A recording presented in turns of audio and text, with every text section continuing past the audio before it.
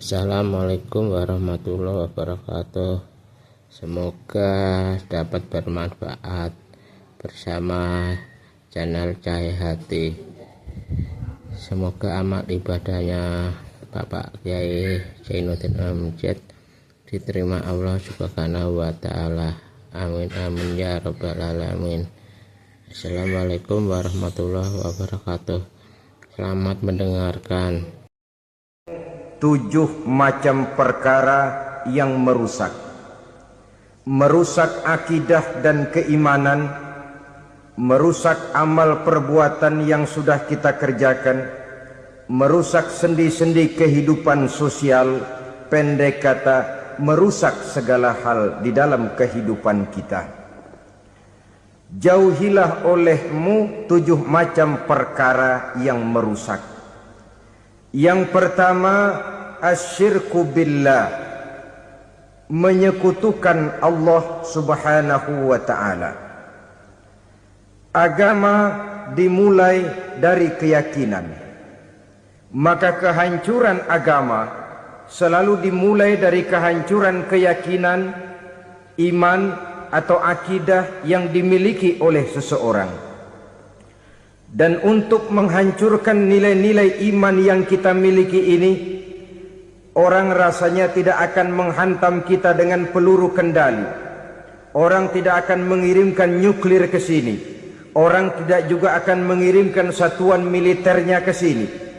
Untuk menghancurkan nilai-nilai iman, dibanjiri kita dengan paham-paham yang merusak dan mendangkalkan akidah.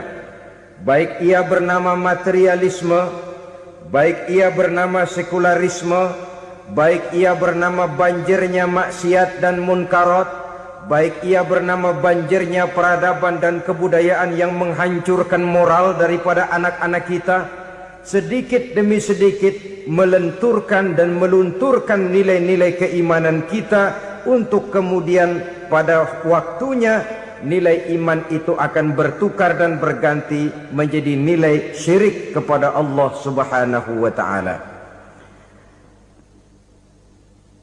Atau pada sisi lain, menjadikan yang selain Allah sebagai tujuan akhir daripada kehidupan kita. Sedangkan kita sama-sama maklum bahwa di dalam pandangan agama Islam, dosa yang tidak berampun, dosa yang terbesar, termasuk dalam kategori bapak moyangnya dosa, tidak lain adalah syirik, yakni menyekutukan Allah Subhanahu wa Ta'ala. Pola penghancuran iman ini memang berstrategi. Ditawarkan kita kepada paham materialisme, paham kebendaan, di mana otak menempati urutan sebagai ranking pertama, Tuhan jatuh pada urutan kedua. Lalu menyusul kepada paham sekularisme, Allah dipisahkan dari seluruh kegiatan hidup ini, untuk pada gilirannya menjadikan yang selain Allah sebagai tujuan akhir daripada seluruh kegiatan hidup kita. Oleh karenanya, kewajiban menjaga nilai-nilai iman ini merupakan kewajiban yang mulia tetapi berat, tidak hanya untuk kita, tetapi juga bagaimana mewariskannya kepada anak-anak kita, generasi yang akan datang. Orang-orang tua bijaksana yang diceritakan di dalam Al-Quran, kalau sudah berpikir tentang anak-anaknya, pertanyaan yang paling mereka risaukan ialah, ma ta'buduna min ba'di. Anakku, kalau pada satu saat aku, ayahmu sudah tidak ada lagi di dunia ini, meninggalkan kamu semua, ma ta'buduna min ba'di, apa yang akan kamu sembah nak? Jikalau sekarang ayahmu masih mau ke masjid, masih mau melakukan rukuk dan sujud, masih beribadah menyembah Allah Subhanahu wa Ta'ala, kalau orang tuamu sudah tidak ada, ma ta'buduna min ba'di, masihkah engkau mau datang ke masjid? Masihkah engkau mau rukuk dan sujud? Masihkah engkau mau menyembah Allah Subhanahu wa Ta'ala? Pertanyaan ini yang dipikirkan oleh Nabi Yakub kepada putra-putranya. Pertanyaan ini yang diteruskan oleh Nabi Ibrahim kepada anak-anaknya. Pertanyaan ini yang diwariskan oleh generasi ulama'us salafus saleh kepada para generasi berikutnya. Bagaimana kita generasi sekarang? Kita orang-orang tua sekarang bukan berfikir ma ta'buduna min ba'di, malah yang kita fikirkan ma ta'kuluna min ba'di. Kalau bapak tidak ada nanti kamu makan apa nak? Perkara kamu nyembah apa urusan nomor 18. Yang penting kamu nanti hidup bisa makan nak. Maka kita sibuk mewariskan harta kepada anak-anak kita. Kita sibuk mewariskan kebun dan tanah kepada anak-anak kita. Kita sibuk mewariskan pabrik kepada anak-anak kita. Sementara kita lupa mewariskan intan yang paling mahal, mewariskan mutiara yang paling berharga, yaitu nilai iman kepada Allah Subhanahu wa ta'ala. Alangkah baiknya apabila warisan harta, warisan tanah dan kebun, warisan rumah dan pabrik didasari lebih dahulu dengan mewariskan nilai iman kepada Allah Subhanahu wa ta'ala.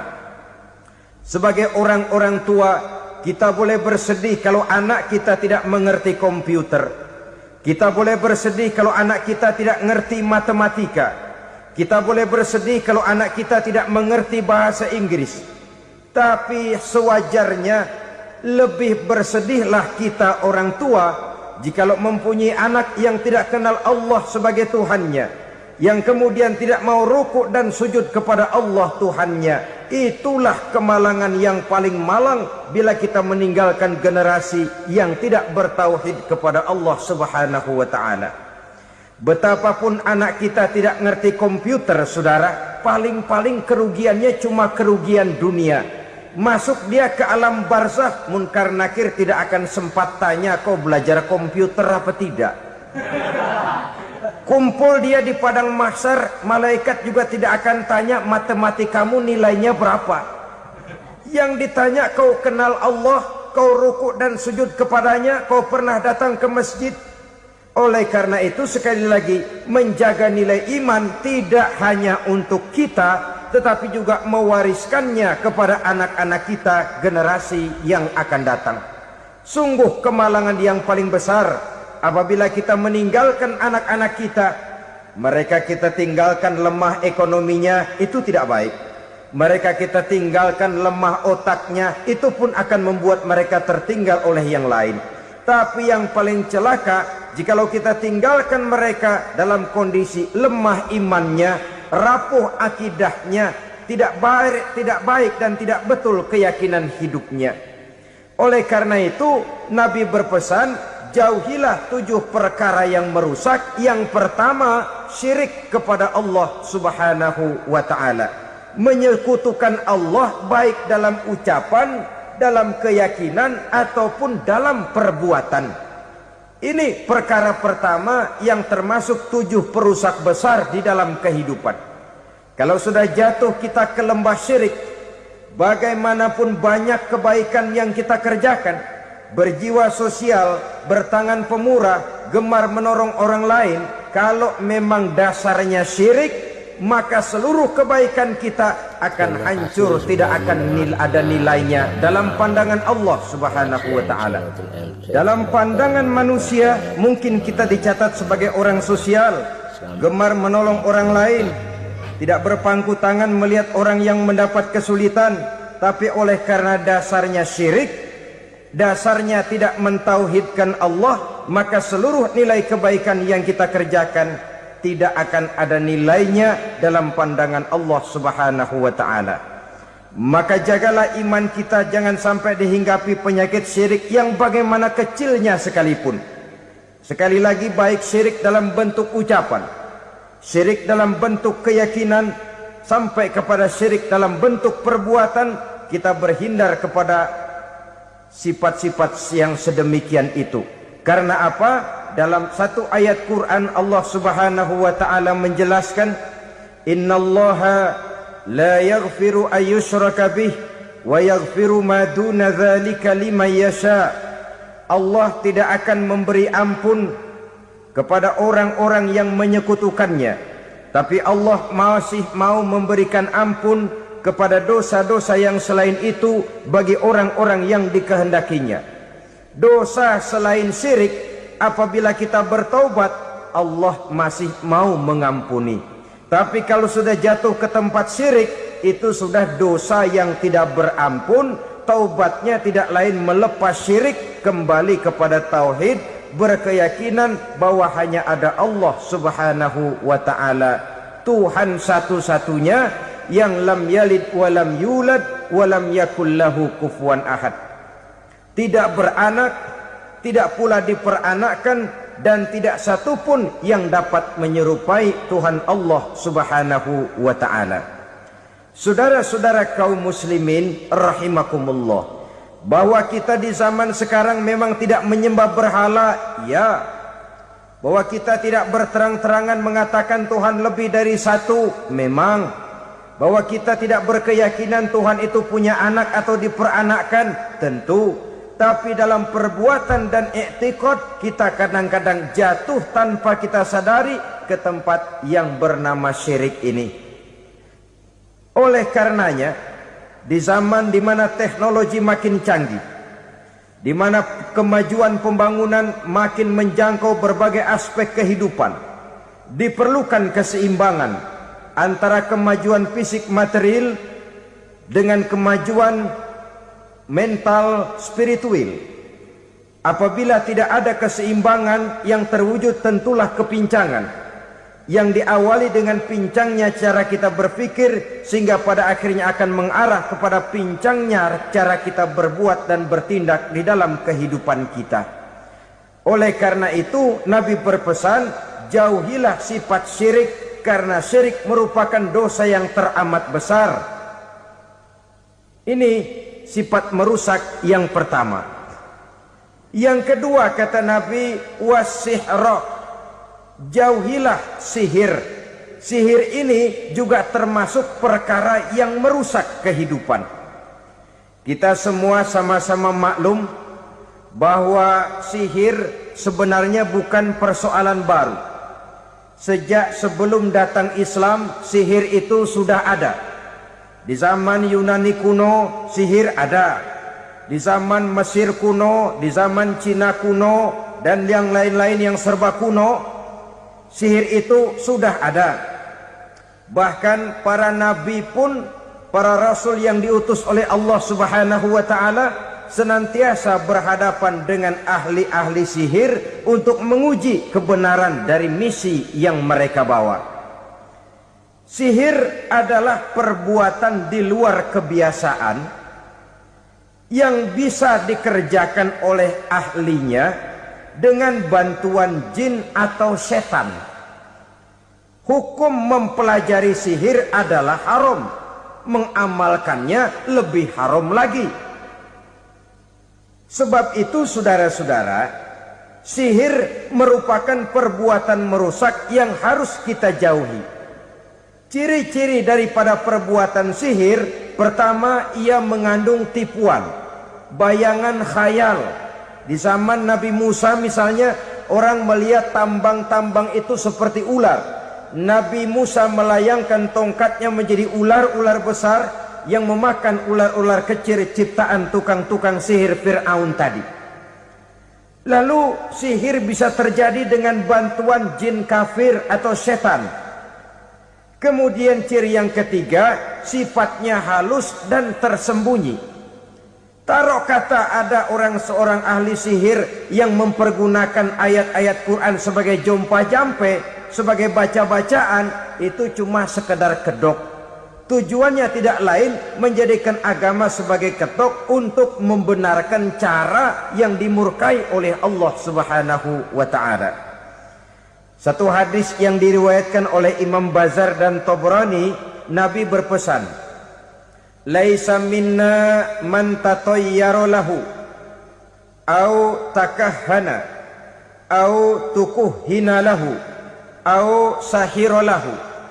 Tidak termasuk ke dalam golonganku, kata Nabi. Tidak termasuk umatku. Siapa mereka? Man tatayyara lahu, orang yang bertatoyur. Apa tatoyur itu? Dari kalimat Toyaro artinya terbang. Toir biasa diartikan dengan burung. Tatoyaro percaya kepada suara-suara burung.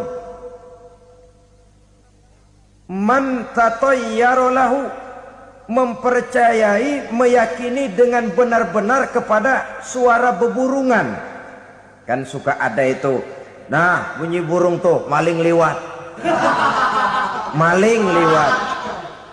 Burung bunyi, maling liwat. Itu termasuk tatoyaro lahu, percaya kepada suara burung. Kan aneh kalau suara orang nggak dipercaya, suara burung malah dipercaya. Ada ustadz ceramah, kiai ngaji, nggak mau didengerin, burung dengerin bener. Nah, suaranya dari sebelah mana? Belah kulon. Nah, itu tandanya ano. Habis dihitung-hitung. Itu termasuk tatoyaro lahu. Au takahana, atau bertenung, au tukuhina, atau minta ditenungkan. Au sahiro lahu, atau melakukan perbuatan sihir, atau minta disihirkan. Laisa minna, tidak termasuk ke dalam golonganku, kata Nabi. Sehingga dengan demikian saudara-saudara, menghadapi sihir dengan sihir sekalipun termasuk perbuatan yang tidak diajarkan oleh agama. Kita kan mempelajari sihir untuk jaga diri, tidak apa-apa. Yang dilarang mengamalkannya, dilarang juga mempelajarinya. Sebab orang kalau sudah mengetahui, biasanya lalu terangsang untuk mencoba.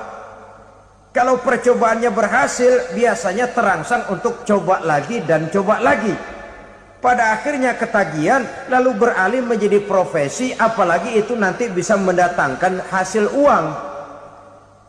Saudara-saudara kaum muslimin rahimakumullah, kita manusia makhluk nyata, kita hidup di alam nyata, terikat oleh sunnatullah, causality. Oleh karenanya bagi kita keyakinan yang penuh, keikhlasan di dalam bertuhankan Allah, penyerahan diri sepenuhnya hanya kepadanya, itu sudah merupakan obat penangkal yang sangat ampuh agar kita tidak terkena penyakit-penyakit yang dibuat oleh setan dan para pembantunya. Sehingga beberapa ayat Quran mengajarkan, misalnya a'udzu bikalimatillahi tammati min syarri ma khalaq, atau bismillazi la yadurru ma'asmihi syai'un fil ardi wala fis sama, dengan menyebut nama Allah yang tidak bisa mendatangkan bahaya sedikit pun, dari baik yang datang dari langit maupun yang datang dari bumi. Jiwa yang kosong dari keyakinan yang penuh kepada Allah, jiwa yang penuh was-was dan ragu-ragu, itu yang mudah terserang oleh penyakit-penyakit yang dikerjakan oleh para tukang-tukang sihir, yaitu oleh setan dan seluruh para pembantunya.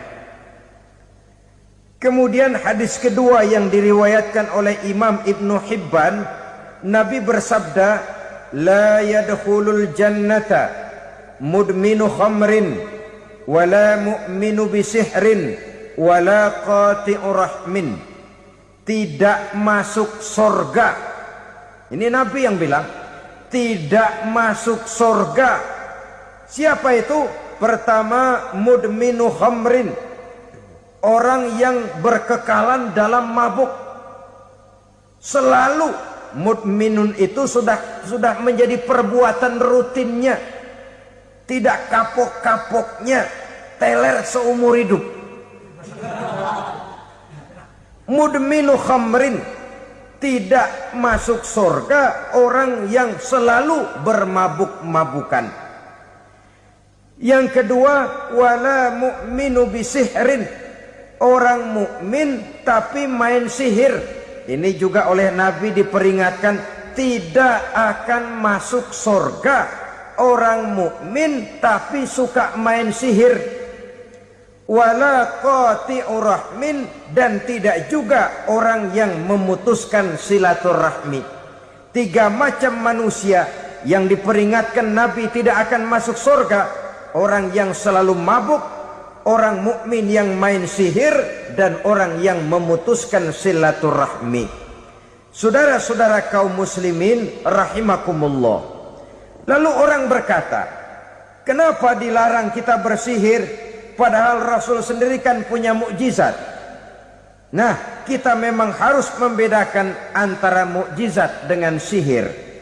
Dalam kehidupan agama kita kenal ada yang namanya mukjizat, ada yang namanya karomah atau keramat biasa diucapkan, ada yang namanya maunah, ada yang namanya irhas, ada juga yang namanya sihir.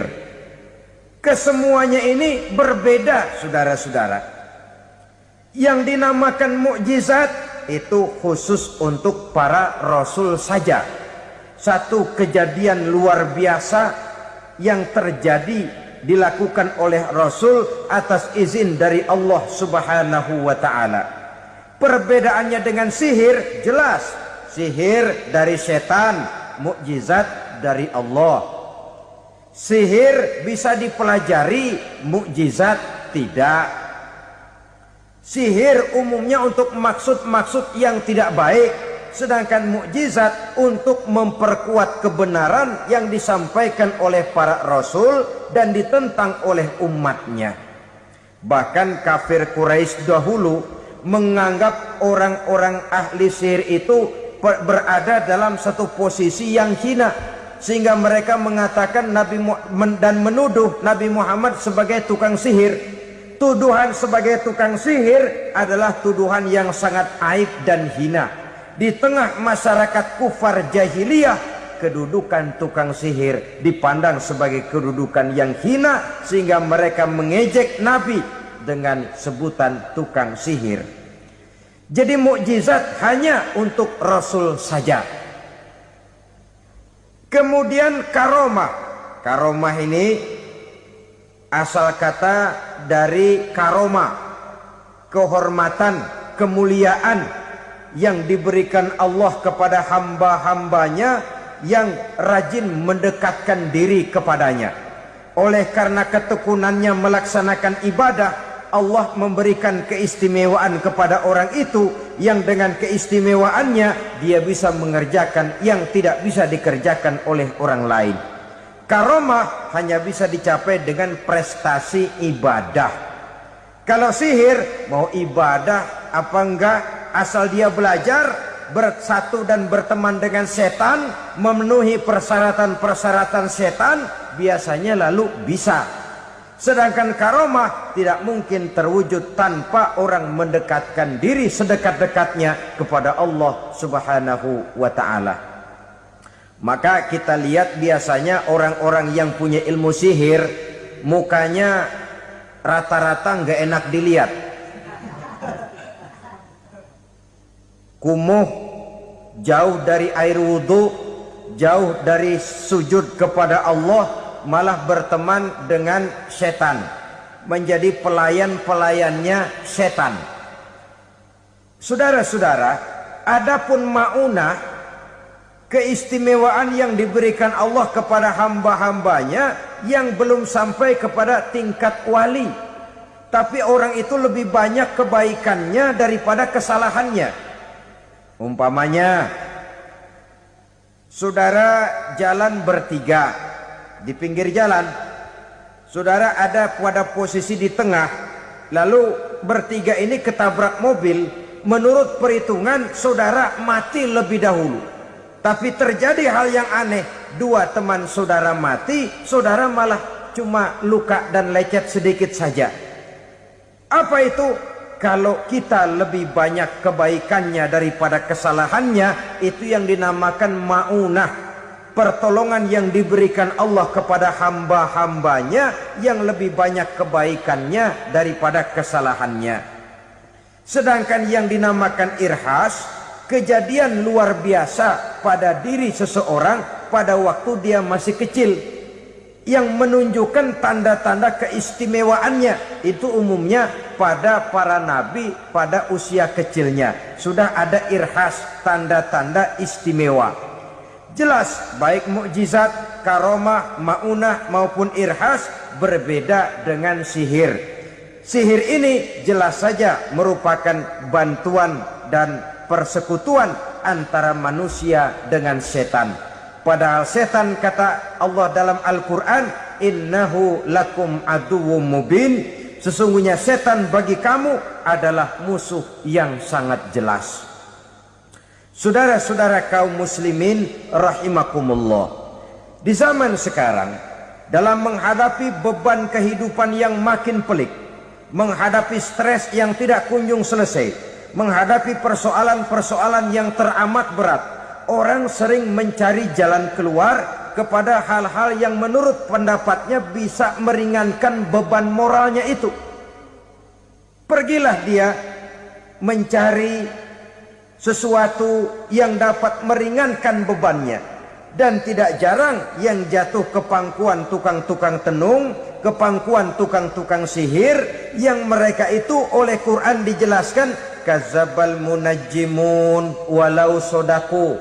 Tukang-tukang tenung, tukang-tukang sihir, mereka itu bohong walaupun benar. Maksudnya bohong walaupun benar artinya kalau yang mereka kerjakan benar, itu sih kebenaran. Benar dengan kebenaran itu lain. Kebenaran, kebetulan bisa, tapi tidak untuk selalu. Apalagi kalau itu sudah membahayakan kehidupan orang lain. Jadi oleh karena itu Nabi berpesan, jauhilah daripada sihir. Kalau sudah jauhilah dari sihir artinya ya jauhilah daripada mempelajarinya, jauhilah daripada bergaul dengan orang-orang yang ahli di bidang itu, karena dari pergaulan segalanya bisa menular. Baiklah saudara, ini yang kedua. Yang ketiga pesan Nabi, wa qatlan nafsil lati harramallahu illa bil haq, membunuh orang lain dengan cara yang tidak benar, membunuh orang yang diharamkan oleh Allah Subhanahu wa taala untuk melakukannya kecuali dengan alasan yang benar. Kita tahu Islam adalah agama damai. Sesuai dengan namanya, ia tidak dikembangkan dengan pedang dan kekerasan. Ia dikembangkan dengan keteladanan dan tuntunan moral. Oleh karena Islam bukan agama kekerasan, Islam pun tidak mementingkan dan mengajarkan kekerasan kecuali dengan alasan yang benar dan bisa dipertanggungjawabkan. Membunuh dengan sengaja, menghilangkan nyawa orang lain tanpa alasan yang bisa dibenarkan adalah merupakan dosa besar dan satu di antara 7 perkara yang bisa mendatangkan kerusakan dalam kehidupan dan yang hendaknya harus kita jauhi. Saudara-saudara kaum muslimin rahimakumullah, beberapa waktu yang lalu di sebuah kota kecil yang indah bernama New Auckland. Saudara tahu New Auckland? Itu dari Gunung Kidul masih ngidul lagi. Pernah diadakan satu seminar yang membicarakan bagaimana menyelamatkan masyarakat manusia dari bahaya Perang Dunia Ketiga. Diperkirakan kalau terjadi Perang Dunia Ketiga, manusia tidak akan tersisa. Sebab apa? Pada waktu itu cadangan nuklir yang dimiliki oleh bersama Amerika dan Rusia konon sudah sanggup memusnahkan 6 miliar manusia pada saat jumlah manusia baru 5 miliar. Jadi kelebihan nuklir dunia ini. Kalau terjadi Perang Dunia Ketiga, sulit manusia untuk tersisa. Maka dibahaslah di dalam seminar itu, wah, supaya tidak terjadi Perang Dunia Ketiga, maka perlombaan membuat senjata-senjata canggih, alat-alat pembunuh modern harus segera dibatasi. Dibahas, tidak mungkin kita membatasi perlombaan membuat senjata. Kenapa? Makin maju ilmu dan teknologi, makin canggih senjata yang ditemukan. Atom sudah meningkat menjadi nuklir, nuklir sudah meningkat menjadi neutron, Dan kita tahu bom yang bernama neutron ini bom yang cukup membunuh tanpa perlu merusak. Artinya kalau dia diledakkan di kota kita ini, bangunan utuh, jembatan tidak ambruk, rumah-rumah tetap berdiri, tapi semua yang bernama hidup mati. Itu katanya lebih sopan dari bom atom. Sebab kalau si atom ini sudah membunuh, merusak pula. Neutron cukup membunuh saja tanpa perlu merusak. Jadi majunya senjata-senjata teknologi sebagai akibat yang logis dari kemajuan ilmu pengetahuan ini tidak bisa kita batasi. Dan memang sebenarnya yang bahaya bukan senjatanya, tapi manusia yang mengendalikan senjata itu.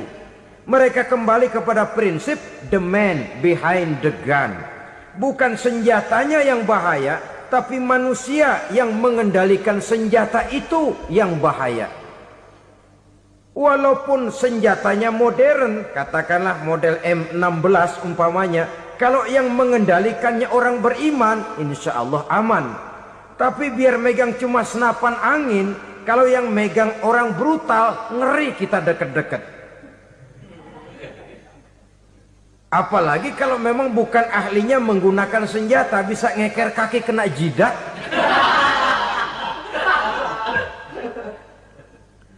Mereka kembali kepada prinsip lama yang tetap baru. Bukan senjatanya yang harus dibatasi, manusia yang mengendalikan senjata itu yang perlu dibicarakan. Nah, kalau begitu agar manusia tidak mempergunakan senjata sewenang-wenang, apa yang harus kita lakukan? Ya, manusianya harus bermoral. Ya, tapi moral yang mana? Di dunia ini banyak ajaran tentang moral. Itu pun mudah saja. Di sini kan kita undang saja ahli dari berbagai agama untuk membicarakan konsep perdamaian menurut agamanya masing-masing. Baik, setuju itu? Setuju. Maka tampillah para ahli agama, mereka kembali kepada prinsip moral daripada konsep yang terkandung di dalam ajaran agama untuk menegakkan perdamaian. Mula-mula naiklah ahli dari agama Hindu, dibacakan konsep perdamaian menurut ajaran agama Hindu, bahwa untuk damai manusia harus meninggalkan nafsu keduniaannya, menempuh samsara dan sebagainya untuk mencapai nirwana, menjauhi kemegahan dan kemewahan dunia. Ini lalu dibahas, rasanya juga tidak mungkin ini. Kemudian dari agama Nasrani, bahwa untuk damai manusia harus menciptakan sifat kasih sayang.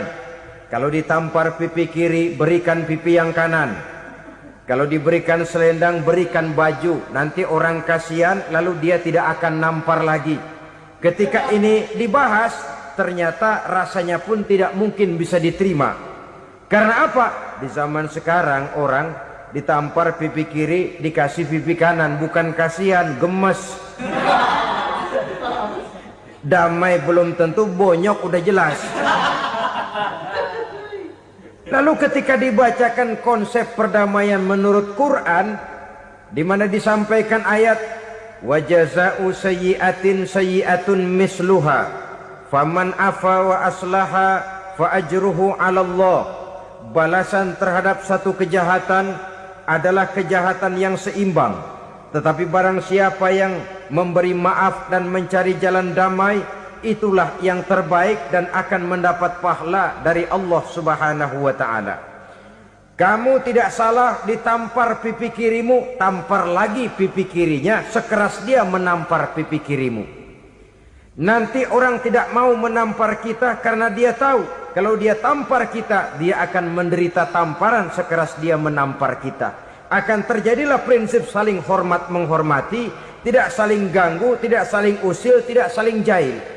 Atas dasar ini perdamaian bisa ditegakkan.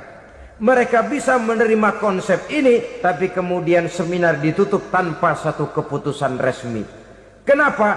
Terus terang mereka kagum dengan konsep Islam. Tapi sentimen lama terhadap nilai-nilai Islam telah menutup mata mereka untuk menerima kebenaran dari ajaran Al-Quranul Karim. Saudara-saudara kaum muslimin rahimakumullah, kembali kita kepada persoalan pokok. Roh adalah dari Allah. Dia akan kembali kepada Allah, milik mutlak dari Allah.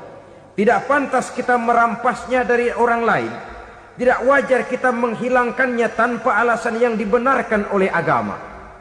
Di zaman sekarang, akibat persaingan hidup yang makin tajam, lapangan kerja yang makin sulit, tensi ekonomi yang makin tinggi, atau karena nilai moral yang makin rendah, atau juga karena rapuhnya pegangan orang kepada agama, nyawa rasanya sudah sedemikian murahnya. Berbagai kasus membuat berdiri bulu roma kita. Ada mayit, ada manusia dipotong 6, dicincang macam kambing. Ada yang dipotong 5, ada yang dipotong 13, dikardusin, dibuang ke tempat sampah. Inna lillahi wa inna ilaihi raji'un. Gejala apa ini? Kanibalisme. Manusia sudah demikian sadisnya, manusia sudah sedemikian buasnya, sehingga sesama manusia diperlakukan seperti hewan. Padahal hewan sendiri belum pernah macan makan macan, bagaimanapun buasnya macan. Belum pernah serigala memakan serigala, bagaimanapun brutalnya serigala. Tetapi manusia makan manusia di zaman sekarang kadang jadi kenyataan dalam kehidupan kita. Kadang persoalannya remeh saja. Soal uang 200 perak, pisau bicara, nyawa melayang. Soal rokok sebatang, celurit bicara, nyawa melayang.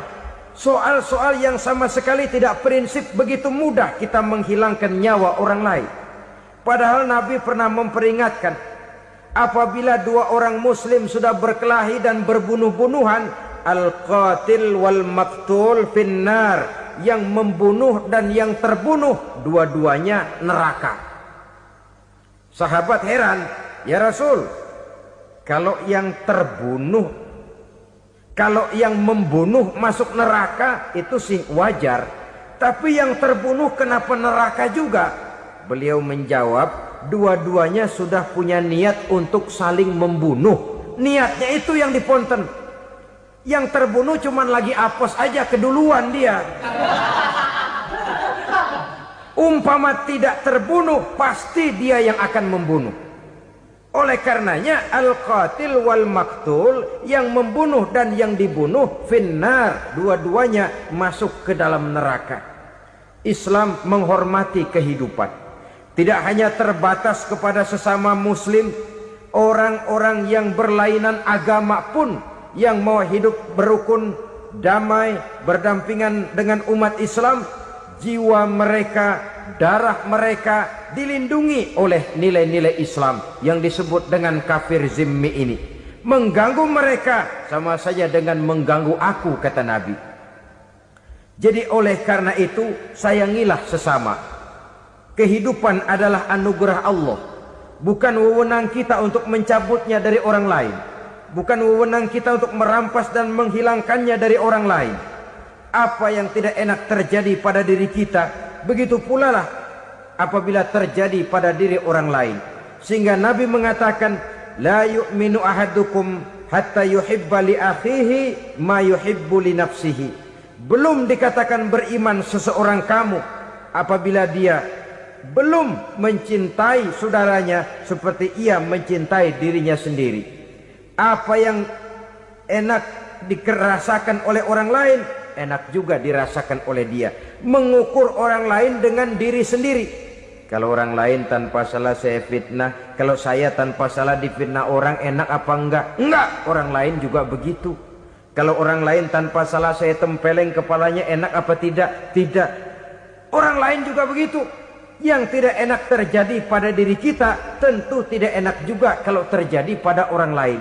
Mengukur orang lain dengan diri sendiri, sehingga tidak timbul sifat egois, tidak menari di atas bangkai orang lain, tidak mendirikan kebahagiaan di atas untayan air mata orang lain. Sehingga dengan demikian saudara-saudara, dia bisa menghormati kehidupan, menghormati orang lain sebagaimana dia ingin dihormati. Inilah perbuatan ketiga yang merusak, membunuh orang lain dengan yang diharamkan Allah tanpa alasan yang benar. Yang ketiga. Kemudian yang keempat, perbuatan merusak wa aklar riba, makan riba. Hidup adalah tolong menolong. Bahasa kerennya take and give katanya. Saling memberi dan saling menerima. Nabi mengajarkan man kuraba kurbatan min kurabid dunya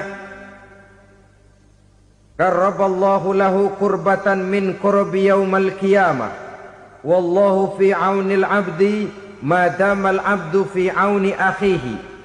Siapa yang meringankan beban dari beban-beban yang dirita seseorang di dalam kehidupan dunia, Allah akan meringankan bebannya daripada beban-beban yang harus dipikulnya di hari kiamat nanti. Wallahu fi aunil abdi madamal abdu fi auni akhihi. Allah senantiasa akan menolong seorang hamba selama hamba itu masih mau menolong saudaranya. Allah selalu akan menolong seorang hamba selama hamba itu masih mau menolong saudaranya. Apabila kita sudah berpangku tangan terhadap kesulitan orang lain, biasanya pun pada saat kita mendapat kesulitan, kita akan sulit juga memperoleh pertolongan. Nah, riba alias renten, kedoknya adalah menolong orang, tapi sama juga bulu buntutnya dilepas, palanya dicekek. Menolong orang pada akhirnya menjadi beban bagi seseorang. Dan memang mencari orang-orang yang berada dalam posisi kesulitan. Biasanya di daerah-daerah di mana musim paceklik jadi lapangan kerja sulit, sedangkan urusan perut tidak bisa ditunda, akhirnya orang terjebak ke dalam rentenir, ke dalam riba, ke dalam renten, bunga berbunga, sehingga satu saat jumlah bunganya bisa lebih besar dari jumlah pinjaman pokoknya. Kemudian kalau juga ternyata tidak bisa dibayar, rumah jadi taruhan. Memang rumah satu-satunya, begitu rumah ditarik mulain camping. Bukankah pada akhirnya akan mewariskan kesengsaraan? Oleh karena itu, kepada kita berusahalah jangan berhubungan dengan rentenir, jangan makan renten dan riba. Kepada mereka yang melaksanakan riba, walaupun mendatangkan keuntungan materi, tapi percayalah harta yang didapat dengan jalan riba tidak akan membawa keberkahan. Manakala tidak membawa keberkahan, dia tidak akan mendatangkan ketenangan di dalam kehidupan kita. Oleh karenanya, memakan harta riba termasuk perbuatan yang merusak sendi-sendi kehidupan sosial, merusak kehidupan orang lain, merusak kehidupan masyarakat, tetangga, pergaulan dan sebagainya. Yang kelima, wa akla malil yatim, memakan harta anak yatim dengan cara yang zalim. Nih, memang lezat. Anak yatim itu nggak tahu urusan apa-apa. Kita diamanahkan untuk mengurusinya. Kadang-kadang dibentuklah panitia penyantunan yatim piatu. Yatimnya mah tetap kelaparan, panitianya yang pada gendut.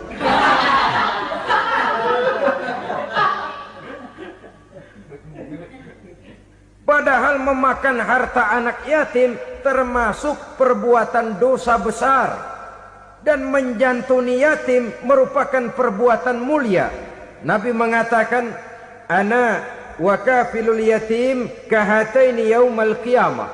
Aku dan orang-orang yang menyantuni anak yatim seperti dua jari ini pada hari kiamat nanti. Dekat sekali. Jikalau ingin di hari akhir nanti dekat dengan Rasul, bersahabatlah dengan anak-anak yatim. Jadilah pengurus anak-anak yatim. Bangunlah panti-panti asuhan yatim. Pada saat bapak ibunya meninggal, kitalah yang menjadi orang tuanya.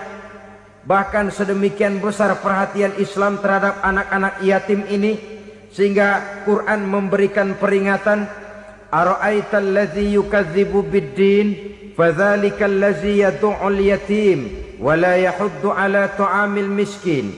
Tahukah kamu siapa orang yang mendustakan agama, beragama tapi dianggap dusta, solatnya dusta, puasanya dusta karena agamanya sudah berdusta. Siapa mereka? Fadzalikal ladzi yad'ul yatim, orang yang menyia-nyiakan anak yatim, wala yahuddu ala ta'amil miskin, dan tidak pernah memberi makan kepada orang-orang yang menderita kemiskinan. Menyia-nyiakan, meninggalkan anak yatim termasuk perbuatan yang divonis kita sebagai orang yang mendustakan agama. Saudara-saudara kaum muslimin rahimakumullah, maka sangat dicela mengeksploitir anak-anak yatim, menjadikan mereka sebagai kedok untuk mencari kekayaan pribadi. Tetapi jikalau ikhlas, ganjarannya sangat besar, nilai pahalanya sangat besar. Menyantuni yatim tidak hanya setahun sekali. Kalau Muharram pakai istilah lebaran yatim, dibentuklah panitia, diberilah beras, uang 4-5 ribu rupiah, alhamdulillah. Tapi jangan lupa, si yatim tidak hidup cuma satu hari. Dia tidak hidup cuma di bulan Muharram saja. Dia hidup 12 bulan dalam setahun. Sebagaimana anak-anak yang lain, dia juga berhak punya masa depan. Dia juga berhak menikmati bangku sekolah. Dia berhak mengenyam arti dan makna pendidikan. Dia berhak membekali diri dengan ilmu dan pengetahuan, seperti halnya anak-anak yang lain. Maka kita yang diberikan keluasan oleh Allah, ingatlah itu, bersahabatlah dengan anak-anak yatim, santuni mereka. Perkara setahun sekali di bulan Muharram, alhamdulillah, itu bagus, bin Thayyib alias baik. Tapi tentu dan tentu sekali lagi, si yatim tidak hanya hidup di bulan Muharram. Dia hidup 12 bulan dalam setahun, 24 jam di dalam sehari. Oleh karenanya, menyia-nyiakan mereka pada saat posisi kita memang mampu akan memojokkan kita dalam satu posisi di mana kita dianggap sebagai orang yang mendustakan agama, memakan harta anak yatim dengan cara yang zolim. Bapaknya udah meninggal, kebunnya lebar, anaknya dikelecehin. Nah, dah kamu nggak usah pusing, nanti saya yang ngurus. Akhirnya bukan ngurus, nguras. Si yatim mungkin tidak tahu bahwa dia disia-siakan, haknya diambil, miliknya dizolimi. Tapi Allah yang akan membalasnya dengan seadil-adilnya. Maka makan harta anak yatim biasanya balasannya tokcer bin paten. Nggak banyak selang tempo itu, nggak percaya cobain dah. Nyobain aja kan nggak bayar, umpama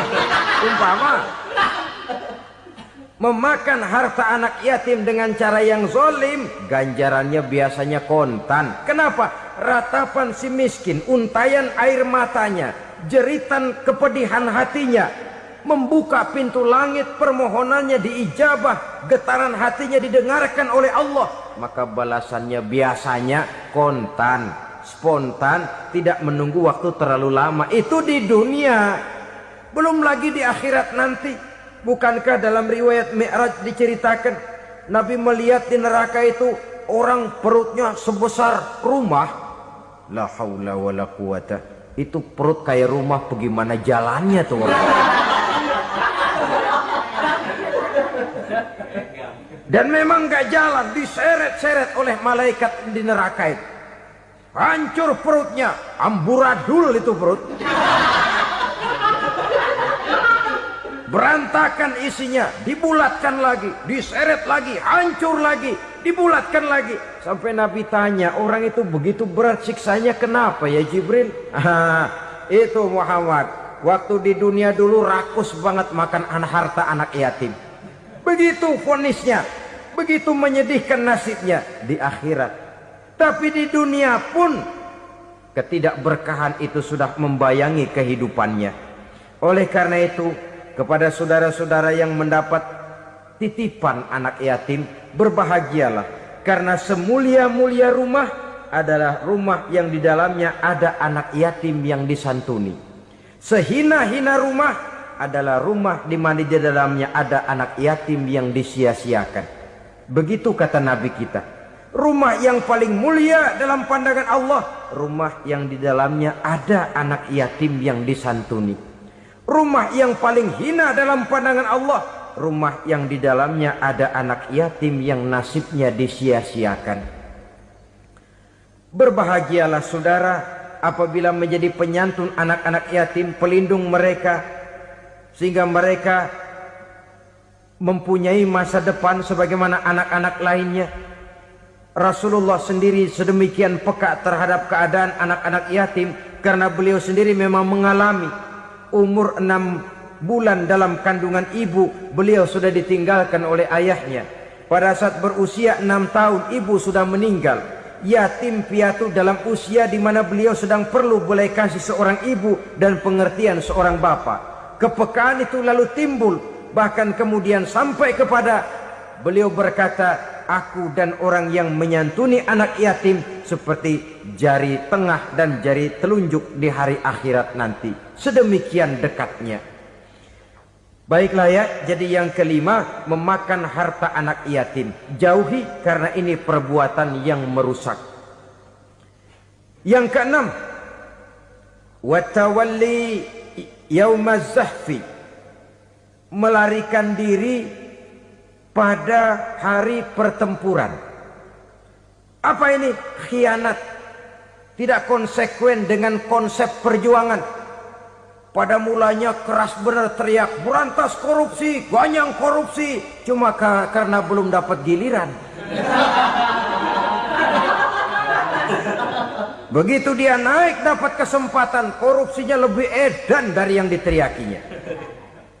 Ini termasuk tawalli yaumaz zahfi, berpaling pada hari peperangan. Di saat menghadapi musuh, kalau belum kelihatan musuh, teriaknya nyaring bener. Jangan takut, demi kebenaran sampai titik darah yang paling penghabisan. Musuh belum kelihatan. Begitu musuh sudah kelihatan, paling dulu lari ke belakang. Kalau diajak berjuang ada saja alasannya. Sehingga Quran memberikan peringatan kepada kita semua. Mengapa kamu ini berat? Kalau sudah diajak berjuang di jalan Allah, kakimu seperti terhunjam berakar di perut bumi.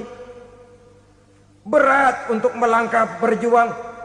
Lari dari pertempuran tidak konsekuen dengan konsepsi perjuangan. Mau enaknya saja. Dalam kondisi yang sulit lalu berpangku tangan. Ini termasuk ciri munafik yang di dalam Al-Quran disindir dengan bahasa kullama adha'a lahum masyaufi wa iza azlama alaihim qamu. Waktu terang mereka jalan, giliran gelap mereka mandek. Artinya, maksudnya, kalau giliran ada untungnya aja, rame-rame teriak Islam. Tapi begitu diminta berjuang, dituntut berkorban, rame-rame mundur. Waktu dilihat di Islam ada untungnya, rame-rame teriak Islam. Pak, saya Islam banget, Pak. KTP saya Islam, Pak. Pokoknya Islam banget dah. Tapi ketika diminta berjuang, dituntut sedikit berkorban, rame-rame mengundurkan diri. Tahun 65 PKI berontak. Waduh, waktu itu jadi orang Islam untung itu. Nggak dikejar-kejar, aman. Masjid rame, mobil-mobil mewah parkir di depan musola dan masjid. Kenapa?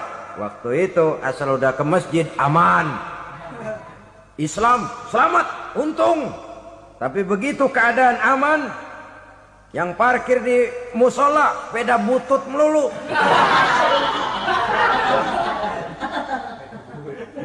Waktu terang mereka jalan, waktu gelap mereka berhenti. Dikala di Islam ada untungnya, baru wah Islam bagus, Islam hebat. Tapi waktu dilihat ada kerugian, jangan bawa-bawa Islam dah. Jangan bicara soal Islam, ini kan bukan soal agama. Bukan soal agama. La haula wala quwata illa billah.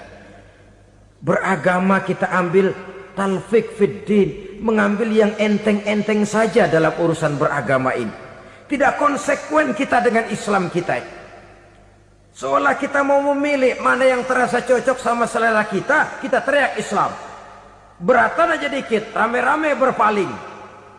Itu termasuk tawalli yaumaz zahfi. Para pengkhianat, mental-mental hipokrit yang tidak mau konsekuen menghadapi segala bahaya. Itu termasuk perbuatan yang merusak. Kenapa? Kalau cuma dia saja yang lari, mungkin tidak jadi soal. Tapi larinya ini akan mempengaruhi orang lain. Nah, pengaruhnya itu yang dicegah. Sebab kalau satu sudah mulai lari, yang lain mulai ngelirik. Ketika yang dilirik kemudian tidak ada reaksi, dia akan ikut lari. Artinya apa? Seorang muslim harus konsekuen dengan konsep perjuangannya, dengan keyakinan keagamaannya, dan tidak memilih yang enak-enak saja di dalam kehidupan beragama. Lari dari pertempuran, bermental khianat, mengkhianati agama, merupakan satu di antara sifat yang merusak. Terakhir saudara, wa qazfal muhsanatil ghafilatil mu'minat, menuduh perempuan baik-baik yang tidak tahu menau tentang tuduhan yang dituduhkan kepadanya, menuduh perempuan mukmin yang baik-baik yang tidak tahu menau tentang tuduhan yang dilakukan kepadanya. Fitnah lebih bahaya daripada pembunuhan. Orang yang tidak salah bisa hancur namanya, orang yang berniat baik bisa ambruk perjuangannya oleh karena fitnah. Sehingga dikatakan al-fitnatu asyaddu minal qatli. Fitnah lebih bahaya daripada pembunuhan. Maka memfitnah ini termasuk satu dosa di antara 7 hal merusak yang harus kita jauhi semampu kita, semampu-mampunya. Mengupayakan sebisa-bisanya jangan sampai terjebak ke dalam hal yang demikian. Nah, saudara-saudara, inilah saja pertemuan kali ini. Mudah-mudahan ada manfaatnya. Semoga Allah memberikan kekuatan zahir dan batin kepada kita untuk bisa menjauhi 7 perkara yang merusak ini. Selalu berusaha menyimpan sesuatu yang bisa membawa manfaat, baik untuk dirinya, untuk anak cucunya, maupun untuk keluarganya, untuk masa kini dan masa depannya. Kadang simpanan itu berbentuk uang, kadang berupa tanah, lain saat berbentuk pabrik, dan lain sebagainya. Sementara masa depan yang paling pasti adalah akhirat. Jika untuk masa depan dunia kita rela memeras keringat, membanting tulang, pergi pagi dan pulang petang, menyimpan uang, menyimpan tanah, menyimpan pabrik, pernahkah kita merenung jika satu saat kiamat datang, kita dibangkitkan dari kubur masing-masing, berdiri di padang mahsyar untuk mempertanggungjawabkan seluruh kegiatan hidup kita di dunia ini, lalu kita akan menuju ke alam akhirat.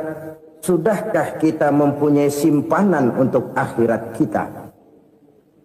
Pada pertemuan kali ini saya ingin menyampaikan sebuah hadis di mana Rasulullah sallallahu alaihi wasallam bersabda, arba'un min kanzil jannah. Simpanan sorga ada 4 macam. Yang pertama, ikhfa'us sadaqah, menyembunyikan sedekah. Saudara-saudara kaum muslimin, sebagaimana yang kita maklum bahwa Allah Subhanahu wa taala melebihkan sebagian rezeki dari kita terhadap yang lain.